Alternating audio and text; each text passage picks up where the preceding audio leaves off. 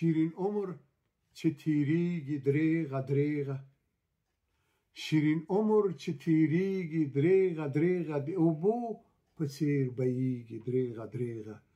دا یاران لکه ګلونه د بهار دي، دا یاران لکه ګلونه د بهار دي، د خزان په تاو رژیږي دریغه دریغه.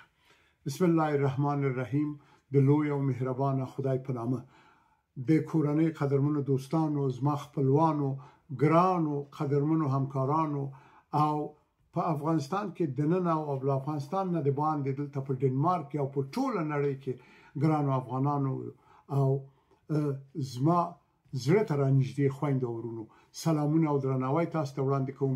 او په دې توګه اجازه راکړئ چې له تاسو نه د زړه له کومې مننه وکړم چې زما د وروستي او کشر ورور عبدالخالق جان تاریکي د وفات له امله تاسو په ما لورینه کړې، مینه او محبت، او ماته مو خپل غم شریکي څرګنده کړې ده، ماته مو دلداري را کړې ده، ماته مو تسلیت را کړی. ډیره مننه کوم ګرانو خویندو، ګرانو ورونو. کور مو ودان ژوندي اوسئ. شنونده‌های عزیز و گرامی، هموطنان عزیز، اعضای محترم خانواده عزیز من و دوستان و افغان‌های گرانقدر، عرض سلام و ادب دارم.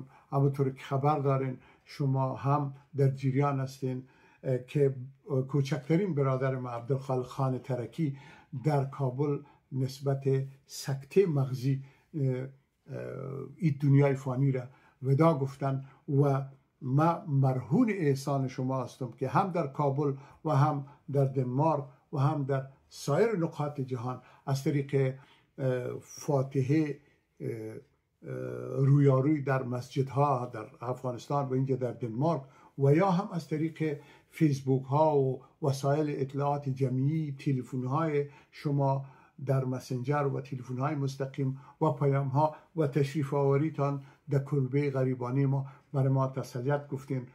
قربان شما و واقعا ما قرضدار شما هستم.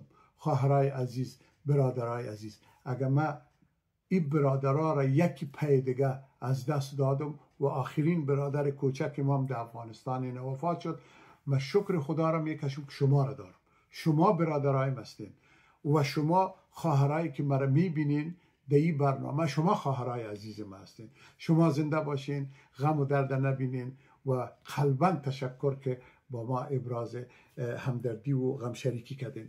ګرانو خویندو او ورونو، زه ستاسو په وجود ویاړم، ډیر خوشحاله یم نن په ډنمارک کې په دې جمعیت کې چې موږ د ګرانو ارواښاد ورور عبدالخالق خان ترکی فاتحه مو نیولې وه.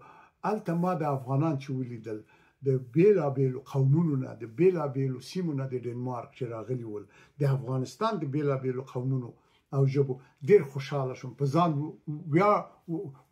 دا ویاړ ماته همالته په دې جمعیت کې راغی چې رښتیا هم یو څه خو مې هیواد دوستي کړې ده چې دلته زما افغانان زما په غم کې ځان شریک بولي. کور مو ودان، ژوندي اوسئ او زه ستاسو پوروړی یم. خدای دې ماته دا توان راکړي چې ستاسو دا ټوله مینه پوره کړم. عزیزانو، که ما مې دا ورونه د لاسه ورکړي دي، تاسو زما ورونه یاستئ. ستاسو غم دې خدای نه راکړي.